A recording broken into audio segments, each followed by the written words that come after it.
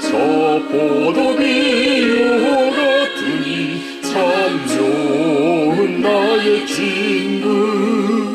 내 친구 되신 예수님 날 구원하시려고 그 귀한 몸을 버리사 내 죄를 대속했네.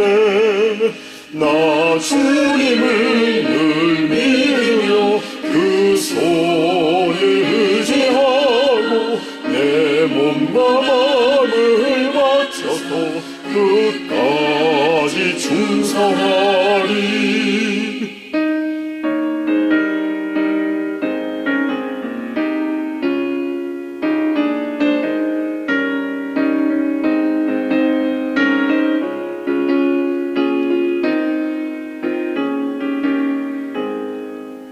내 진실하신 친구여 그 눈에 내려줘서 날 항상 도우시고 내 방패 되옵소서. 그 풍성한 참 사랑을 인연이 끊을 소냐. 날 구원하신 예수는 참 좋은 나의 친구. 다 같이 오늘 하나님께서 우리들에게 주시는 말씀 받들어 봉독하겠습니다. 사랑하는 자들아, 내가 새 계명을 너희에게 쓰는 것이 아니라 너희가 처음부터 가진 옛 계명이니 이 옛 계명은 너희가 들은 바 말씀이거니와 다시 내가 너희에게 새 계명을 쓰노니 그에게와 너희에게도 참된 것이라. 이는 어둠이 지나가고 참 빛이 벌써 비침이니라. 빛 가운데 있다 하면서 그 형제를 미워하는 자는 지금까지 어둠에 있는 자요. 그의 형제를 사랑하는 자는 빛 가운데 거하여 자기 속에 거리낌이 없으나 그의 형제를 미워하는 자는 어둠에 있고 또 어둠에 행하며 갈 곳을 알지 못하나니 이는 그 어둠이 그의 눈을 멀게 하였음이라. 아멘. 여러분 모두에게 말씀의 은혜가 충만하시기 바랍니다.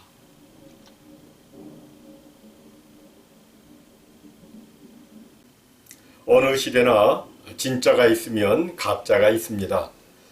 교회도 진짜 교회가 있고 가짜 교회, 이단 교회가 있습니다. 진짜 교회와 가짜 교회를 구별하는 세 가지 큰 기준이 있는데, 첫째는 말씀이 올바로 선포되고 있는가, 둘째로 성례, 곧 성찬과 세례가 올바로 집행되고 있는가, 그리고 셋째로 권징이 정당하게 실행되고 있는가 하는 것으로 알 수 있습니다. 이 중에서 하나님 말씀의 올바른 선포는 모든 것의 기준입니다. 왜냐하면 하나님의 말씀은 절대 진리이기 때문입니다. 따라서 하나님의 말씀은 가감하거나 변조하면 안 됩니다. 하나님의 말씀을 자기 마음대로 해석하고 자기에게 유리한 대로 해석하고 또 하나님의 말씀을 자기 행동과 죄악을 정당화하는 도구로 사용하면 안 됩니다. 이미 말씀드린 대로 사도 요한 당시에는 이단 영주주의가 있었습니다. 이들은 하나님의 말씀에 절대권을 두지 않고 자기들이 알고 있는 신비로운 영적 지식, 이것을 영지라고 불렀는데 이 영지에 우선권을 두었습니다. 그리고 자기들의 영적 지식, 곧 영지를 알면 그가 어떻게 살든 그는 구원을 받는다고 주장했습니다. 그들의 주장은 말도 안 되는 주장이지만 그럼에도 말씀과 교리가 정립되어 있지 않았던 초기 기독교회는 그들로 인해서 상당한 혼란을 겪었습니다. 영주주의가 여러 주장을 했는데 그들의 주장 가운데에는 이런 내용이 있습니다. 그것은 구약의 하나님과 신약의 하나님은 다르다는 것입니다. 그들이 그렇게 주장한 것은 자기들의 성경을 연구해 보니까 구약의 하나님은 가차없이 벌을 내리시고 심판을 행하시는데 신약의 하나님은 사랑과 위로와 용서를 행하시니 이를 보면 이 둘은 같을 수 없다는 것이었습니다. 그래서 신약의 하나님은 그리스도에게 임한 영으로서 자비롭고 은혜가 풍성하고 사랑으로 다스리는 우등한 신이지만 구약의 여호와 하나님은 분노와 증오에 사로잡혀 말 안 들으면 때리고 벌주고 심지어 사람을 죽이기까지 하는 아주 저급하고 열등한 신이라고 주장했습니다. 이렇게 구약의 여호와 하나님은 저급하고 열등한 신이기에 구약의 하나님에게서는 사랑을 찾아볼 수 없다고 그들은 말했습니다.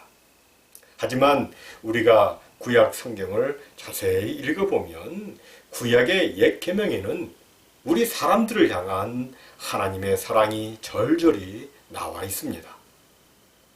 신명기 6장 4절과 5절을 보면 우리 하나님 여호와는 오직 하나인 여호와시니 너는 마음을 다하고 성품을 다하고 힘을 다하여 내 하나님 여호와를 사랑하라고 말씀합니다. 하나님을 마음을 다하고 성품을 다하고 힘을 다해서 사랑해야 하는 것은 이것이 사람의 기본이요. 또 이렇게 살아야 하나님과의 바른 관계 속에서 정말 행복한 승리의 삶을 살 수 있기 때문입니다. 또 레위기 19장에 보면 하나님께서는 거룩하게 살라고 말씀하셨습니다. 부모를 경외하고 또한 가난한 사람들을 위하여 땅의 곡물을 다 베지 말고 이삭도 줍지 말고 포도원의 열매를 다 따지 말라고 말씀하셨습니다. 그리고 도적질하지 말며 속이지 말며 서로 거짓말하지 말라고 말씀합니다. 또한 너는 거짓 맹세함으로 내 하나님의 이름을 욕되게 하지 말며 이웃을 억압하지 말며 착취하지 말며 품꾼의 삭슬 아침부터 밤새도록 내게 두지 말라고 말씀합니다. 계속해서 너는 귀먹은 자를 저주하지 말며 맹인 앞에 장애물을 두지 말라. 너는 재판할 때 불의하게 하지 말라. 너는 내 백성 중에 돌아다니면서 사람을 비방하지 말며 내 이웃의 피를 흘려 이익을 도모하지 말라. 너는 내 형제를 마음으로 미워하지 말며 이웃으로 인하여 죄를 당하지 않도록 그를 반드시 견책하라, 선책하라. 원수를 갚지 말며 동포를 원망하지 말며 내 이웃 사랑하기를 내 자신과 같이 사랑하라. 나는 여호와이니라 라고 말씀합니다. 이 말씀에서도 쭉 보면 하나님께서 얼마나 우리 사람들을 사랑하시는지를 알 수 있습니다. 우리 사람들을 너무나도 사랑하시기 때문에 하나님께서는 아주 자세하게 어떻게 하나님을 사랑하고 어떻게 이웃을 사랑해야 하는지를 가르쳐 주신 것입니다. 이러한 구약의 옛 계명은 신약의 새 계명, 곧 예수님께서 말씀하시던 하나님 사랑과 이웃 사랑, 이것과 동일합니다. 즉 구약 옛 계명의 핵심도 하나님 사랑과 이웃 사랑이고 신약 새 계명의 핵심도 하나님 사랑과 이웃 사랑인 것입니다. 옛 계명과 새 계명은 다르지 않습니다. 이것을 사도 요한은 이렇게 표현을 합니다. 함께 읽습니다. 사랑하는 자들아, 내가 새 계명을 너희에게 쓰는 것이 아니라 너희가 처음부터 가진 옛 계명이니 이 옛 계명은 너희가 들은 바 말씀이거니와. 다시 말해서 마음과 성품과 힘을 다하여 하나님을 사랑하고 내 이웃을 내 몸과 같이 사랑하라는 말씀은 새 계명이 아니라 과거 이스라엘 백성들이 많이 들어왔던 옛 계명의 말씀이라는 것입니다. 그런데 이단 영지주의는 어떻게 말했습니까? 형제를 사랑하건 안 하건 이웃을 미워하건 안 하건 그건 아무 문제가 안 된다고 했습니다. 이 말에 초기 기독교회는 흔들렸습니다. 왜 흔들렸냐면 당시 교회 속에는 유대교회에서 개종한 사람들이 많이 있었는데 그들이 유대교회에서 받은 가르침과 이단 영주주의의 주장이 아주 비슷한 면이 있었기 때문이었습니다. 당시 유대교는 구약의 옛 계명을 잘못 가르쳤습니다. 특히 구약에서 신약으로 넘어오는 이 중간기를 거치면서 서기관들과 바리새인들은 구약의 옛 계명을 곡해했습니다. 서기관과 바리새인들은 구약의 옛 계명, 내 이웃을 사랑하라는 말씀을 이렇게 가르쳤습니다. 내 이웃을 사랑하고 내 원수를 미워하라. 이것은 분명 옛 계명을 왜곡한 것입니다. 하나님은 원수를 미워하라고 말씀하지 않으셨는데 유대교회에서는 그것을 왜곡해서 내 이웃을 사랑하고 내 원수를 미워하라고 잘못 가르친 것입니다. 그래서 예수님께서는 마태복음 5장 43절 이하에서 이렇게 다시 가르쳐 주셨습니다. 함께 읽습니다. 또 내 이웃을 사랑하고 내 원수를 미워하라 하였다는 것을 너희가 들었으나 나는 너희에게 이르노니 너희 원수를 사랑하며 너희를 박해하는 자를 위하여 기도하라. 이같이 한즉 하늘에 계신 너희 아버지의 아들이 되리니. 예수님은 원수라고 미워하지 말고 원수도 사랑하고 원수를 위해서 기도하라고 가르쳐 주셨습니다.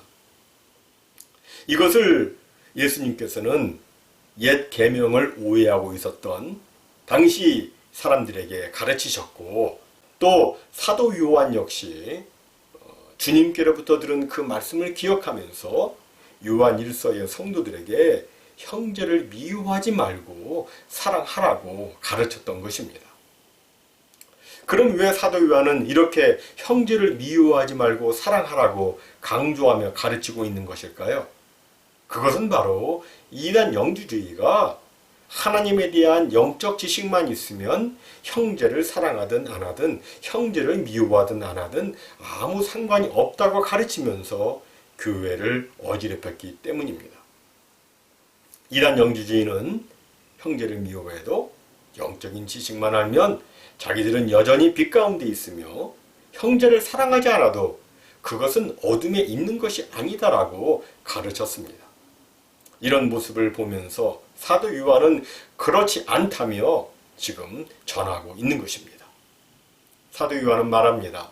어둠이 지나가고 참 빛이 벌써 빛이었으니 너희가 진정 빛 가운데 있다면 형제를 미워할 수 없다.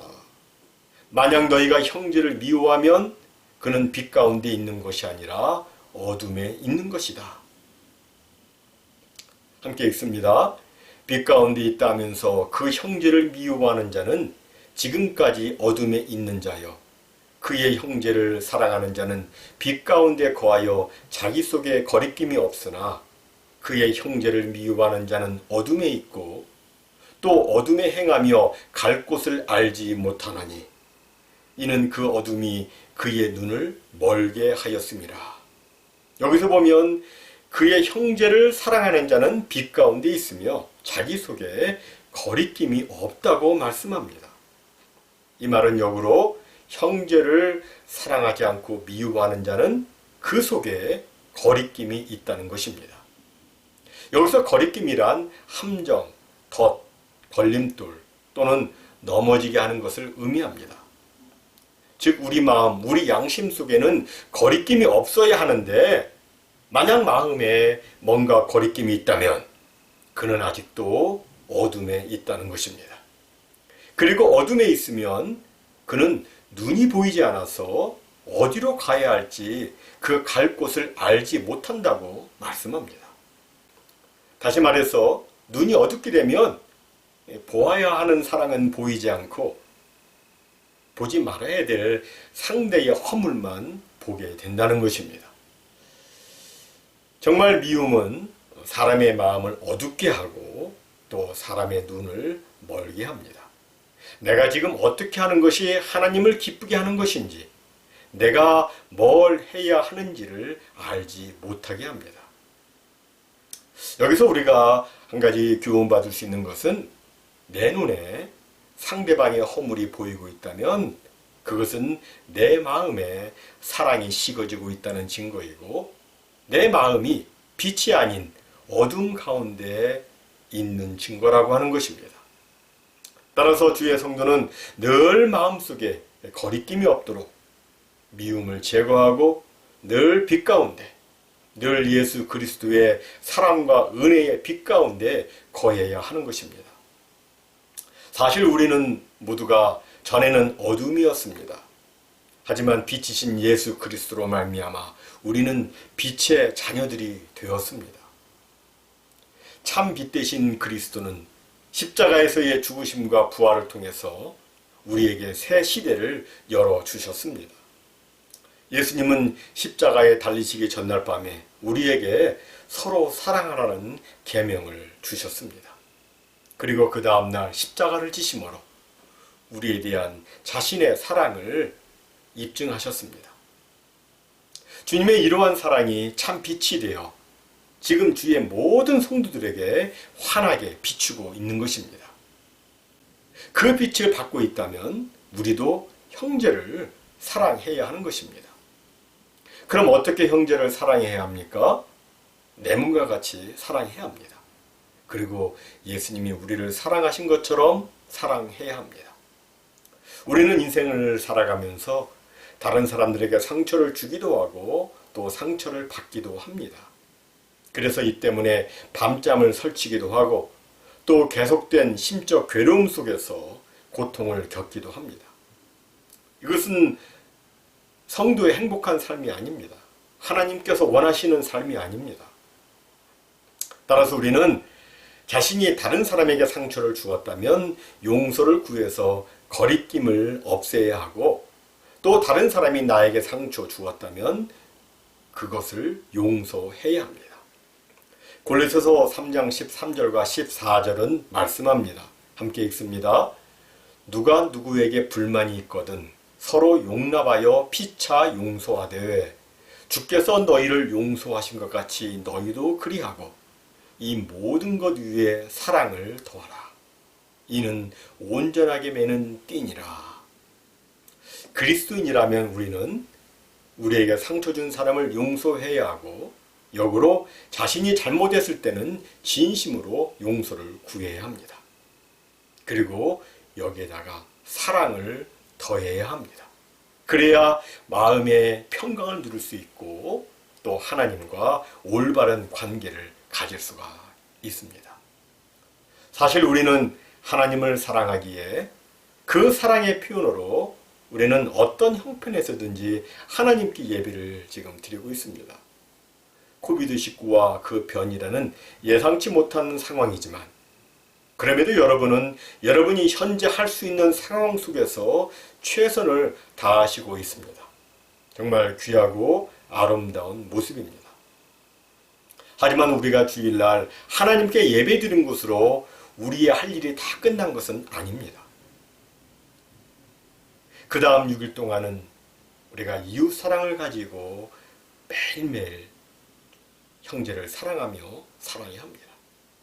때로 힘들고 억울하고 또 마음이 아플 때도 있겠지만 그래도 우리는 이웃을 사랑하며 살아야 합니다.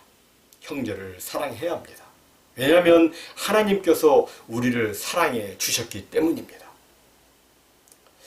유택의 루마니아인으로 26세에 기독교로 개종해서 독일 나치와 또 루마니아 공산치하에서 복음을 전한 리차드 범브란트라는 목사님이 계셨습니다. 이 범브란트 목사님은 살아있는 순교자로 알려지고 있는데 어느 날 그가 복음을 비밀리에 전하다가 공산당에게 붙잡혔습니다.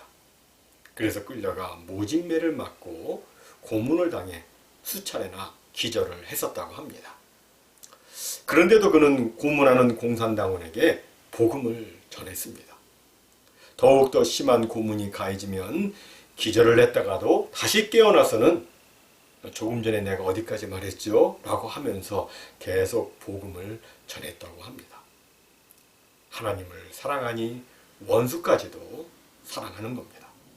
그러다가 이제 그가 취조를 마치고 감옥에 수감되었는데, 이 감옥에서는 겨우 죽지 않을 만큼의 빵만 주었다고 합니다. 그런데도 그곳에 함께 잡혀온 성도들은 숨어서 하나님께 예배를 드렸습니다. 그런데 놀라운 것은 그들이 그렇게 숨어서 예배를 드리면서도 또 하나님을 사랑하기 때문에 11조를 했다고 합니다. 아무런 수입이 없는데 무엇으로 11조를 했을까요? 그것은 그들이 먹고 살기에도 부족한 빵을 10분의 1씩을 뜯어서 하나님께 드렸다고 합니다. 그럼 그 드린 빵을 어디에 썼는가? 감옥에 있는 사람들 중에 가끔씩 끌려가서 심한 고문을 받는 형제가 있으면 그 형제에게 그들이 모은 그 10분의 1의 빵을 주었다고 합니다. 그 빵은 하나님을 향한 사랑이었고 또 형제를 향한 사랑이었습니다. 그들은 하나님을 사랑하기에 형제를 사랑한 것입니다. 그렇습니다. 하나님을 사랑하는 자는 형제를 사랑하게 되어 있습니다. 우리가 형제를 사랑해야 하는 것은 우리는 모두 사랑에 빚진 자이기 때문입니다. 우리는 예수 그리스도를 통해서 하나님의 엄청난 사랑을 받았습니다. 그리고 우리는 매일매일 하나님의 사랑과 은혜를 받으며 살고 있습니다. 따라서 우리가 형제를 사랑하고 이웃을 사랑하는 것은 지극히 당연한 일인 것입니다. 오늘 설교 제목이 옛 계명과 새 계명인데, 사랑하는 성도 여러분, 옛 계명이든 새 계명이든 그 핵심은 하나님을 사랑하고 이웃을 사랑하는 것입니다. 사람들은 오늘날 세상이 황량하고 삭막하다고 말합니다. 사랑이 없고 사랑이 식어간다고 말합니다. 정말 이 세상은 참 사랑을 찾아보기 힘듭니다. 하지만 우리는 하나님의 사랑을 받은 사람이기에 참 사랑이 무엇인지 알고 있습니다. 그렇다면 우리가 알고 있는 그 사랑을 행하며 우리는 살아야 합니다. 이렇게 살아야 우리는 빛 가운데서 사는 것입니다. 모쪼록 우리 모두 날마다 빛 가운데서 사랑의 삶을 사시기 바랍니다. 그래서 영혼과 마음에 아무 거리낌이 없는 은혜와 평강의 삶을 사시다가 영광 중에 오시는 우리 주님을 기쁨으로 맞이하는 우리 모두가 다 되시기를 주님의 이름으로 축원합니다.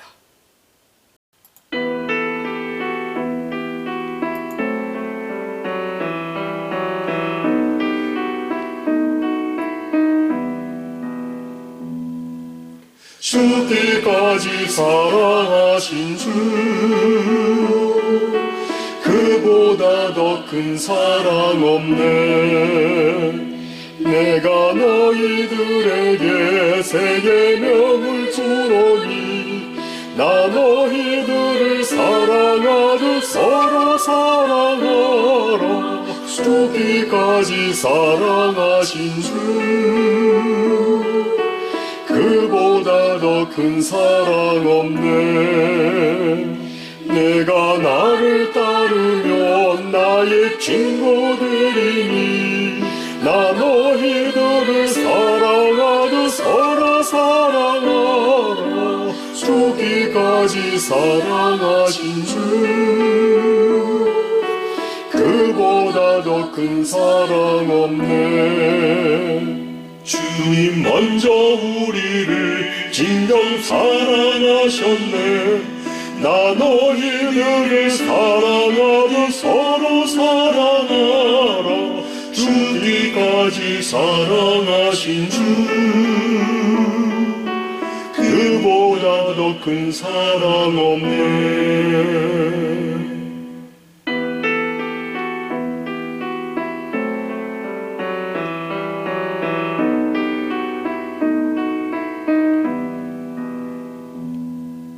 죽기까지 사랑하신 주, 그보다 더 큰 사랑 없네. 내가 사랑함으로 나의 계명 지키라. 나 너희들을 사랑하듯 서로 사랑하라. 죽기까지 사랑하신 주, 그보다 더 큰 사랑 없네. 너희 행함 인하여 제자됨을 알리라. 나 너희들을 사랑하듯 서로 사랑하라. 죽기까지 사랑하신 주, 그보다 더 큰 사랑 없네.